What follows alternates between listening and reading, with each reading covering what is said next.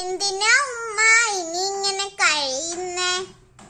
എല്ലാം പടച്ചവന്റെ തീരുമാനമല്ലയോ?